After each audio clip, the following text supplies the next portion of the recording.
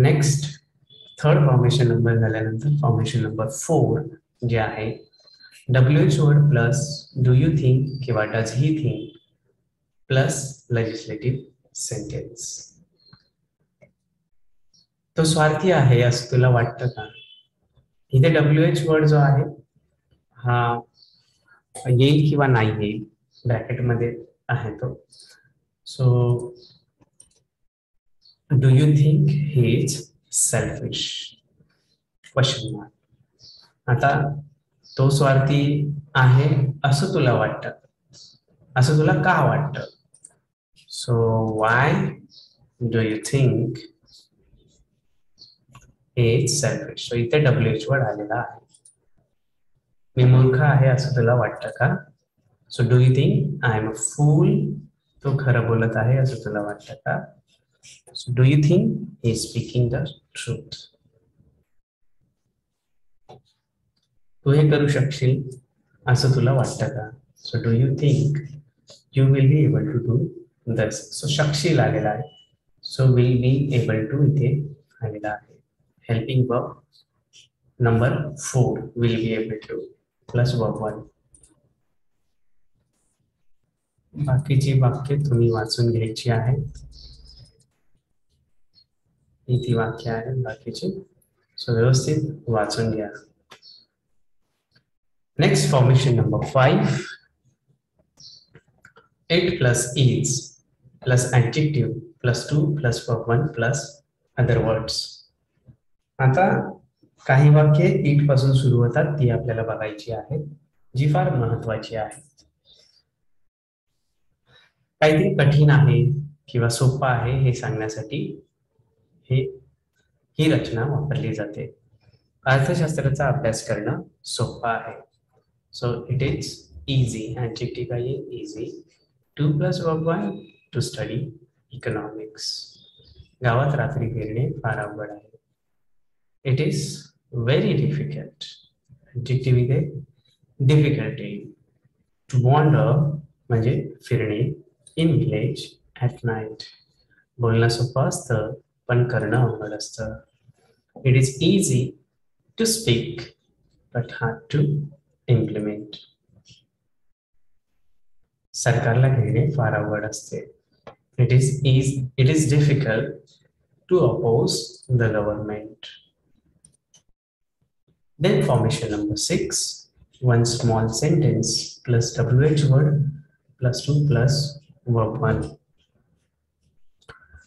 आता काय करावं मला कळत नाही. I don't know what to do. Next काय करावं मी ठरवू शकत नाहीये. I can't decide what to do. So WH word इथे काय येतोय? What. 2 plus verb 1 to do. हे कसं करावं मी विसरलो आहे. So मी विसरलो आहे present perfect tense. I have forgotten how. हे WH word आहे. 2 plus verb 1 to do this.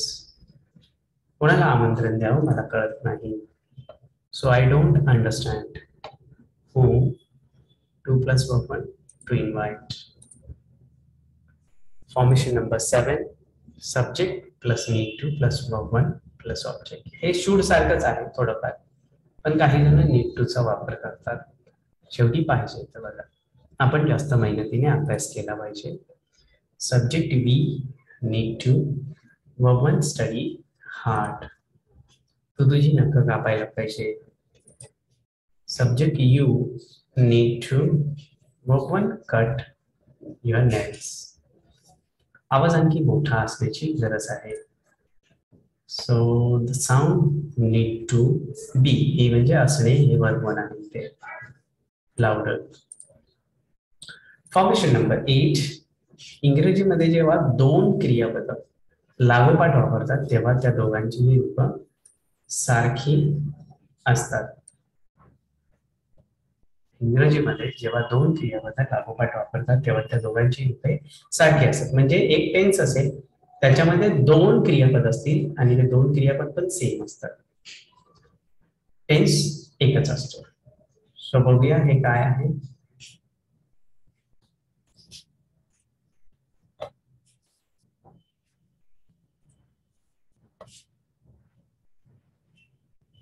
मी त्याला उद्या जाऊन भेटेन. आता इथे जाणे आणि भेटणे या दोन क्रिया आहेत, पण सिंपल फ्युचर टेन्स आहे. So subject I will verb one go and meet object him tomorrow. तो माझ्याजवळ येऊन बसला. सो पहिले येण्याची क्रिया झाली, नंतर बसण्याची क्रिया झालेली आहे. So subject plus verb one, he came and sat beside me. तू त्याला जाऊन का भेटत नाही? सो इथे का आलेला आहे? भेटत, सिंपल प्रेझेंट टेन्स आणि निगेटिव्ह आहे. So why don't you go and meet him.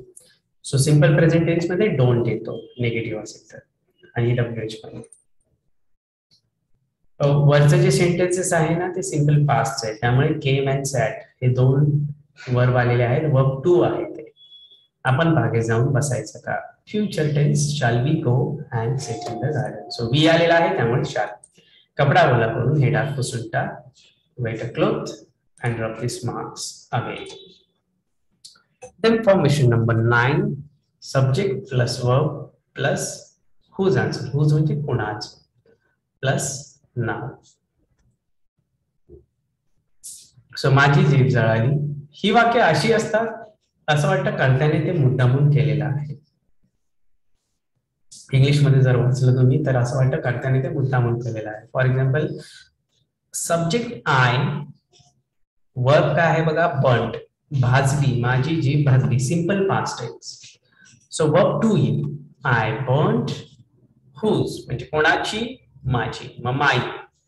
Noun काय, tongue, I burned my tongue. Next, अपघातात त्याचा पाय मोडला. सो सब्जेक्ट ही, आता मोडला, पाय मोडला, simple past tense. So he verb two काय येईल, ब्रोक, ब्रेकचा सेकंड फॉर्म ब्रोक.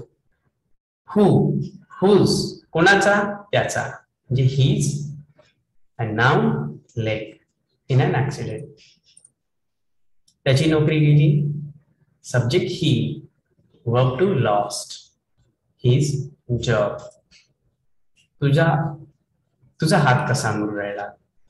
सो आता इथे कसा आलेला आहे. सो हाऊ, मुरगळला सिंपल पास्ट टेन्स आणि त्याच्यातही डब्ल्यूएच आहे त्यामुळे डीड येईल. How did subject you verb one sprain your hand.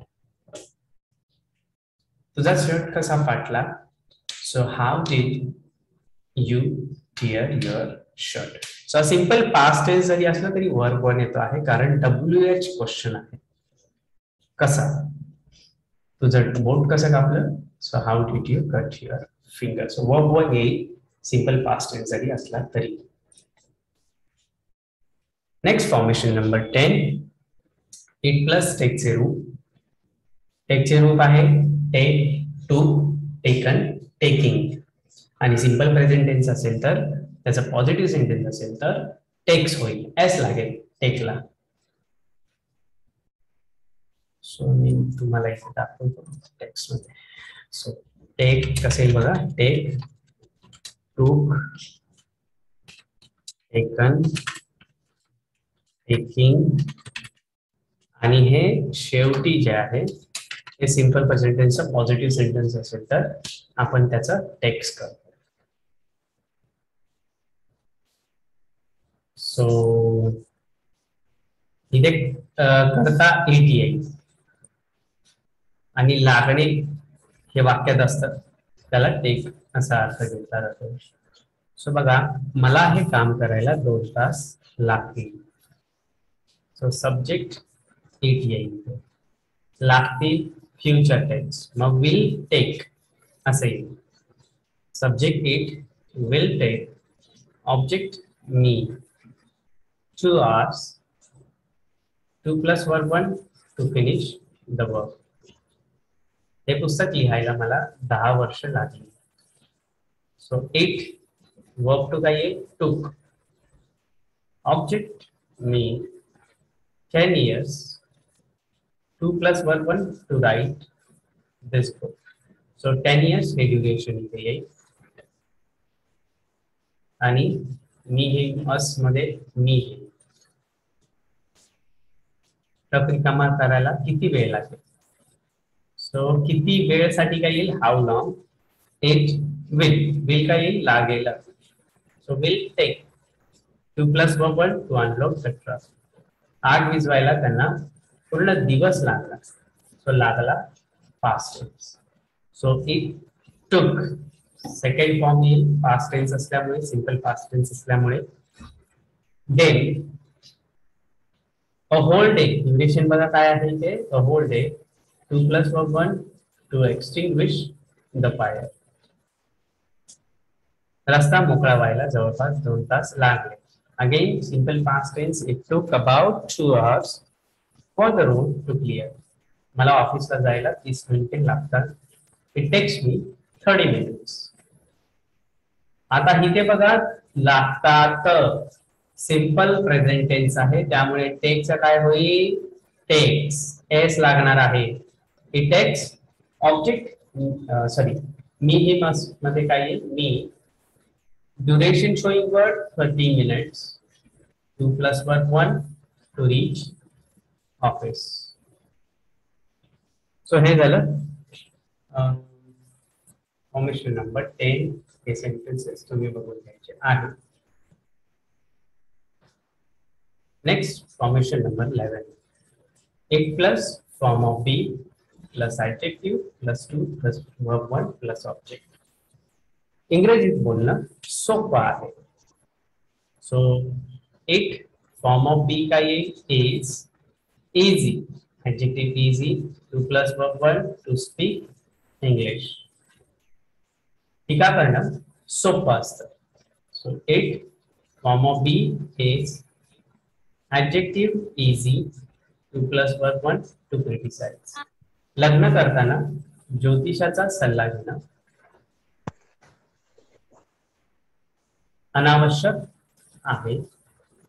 So it is unnecessary, 2+1 to take advice of astrologer while married. 1.5 lakh हॉस्पिटलला देतात हे सिद्ध करणे कठीण आहे. हे कोरोनाच्या काळात अनेक जण बोलायचे 1.5 लाख हॉस्पिटलला दिले जातात वगैरे. तर माझ्या असं डोक्यात आलं की 1.5 लाख हॉस्पिटलला देतात हे सिद्ध करणे कठीण आहे, असं डोक्यात वाक्य आलेलं. सो मी इथे ऍड करते. So it form of B is adjective difficult, 2+1 to prove that 1.5 lakh is given to hospitals. ह्याच्यात विचार करणं आवश्यक आहे. It is necessary 2+1 to think on this. मला तिथे जाणं आवश्यक आहे का. आता क्वेश्चन आहे, सो त्यामुळे इज आधी येईल बीचं रूप, त्यानंतर येईल adjective necessary for me to go there. So here's formation number 11. And the last for today's video, 8 plus form of be plus adjective plus of plus me, him, you, etc. plus 2 plus verb 1. तो निर्णय घेणं त्याचा मूर्खपणा होता. So 8 form of be काय येईल, was adjective foolish of इथे him था, him to take that decision. 2 plus verb 1 to and verb 1 take. त्याच्यासारखं माणसावर विश्वास ठेवणं तुझा मूर्खपणा होता. So 8 form of be काय येईल, was adjective foolish of you. You हे 2 plus verb 1 to trust a man like you. त्याला याबद्दल माहिती देणं तुझं चूक होतं. सो इट वॉज होतं, तिचं रूप काय येईल, was. It was wrong of you 2 plus verb 1 to inform them about this. So this was formation number 12. So this is enough for this lecture. I hope you understood it very well. In the next lecture, we will learn the remaining formation of sentences.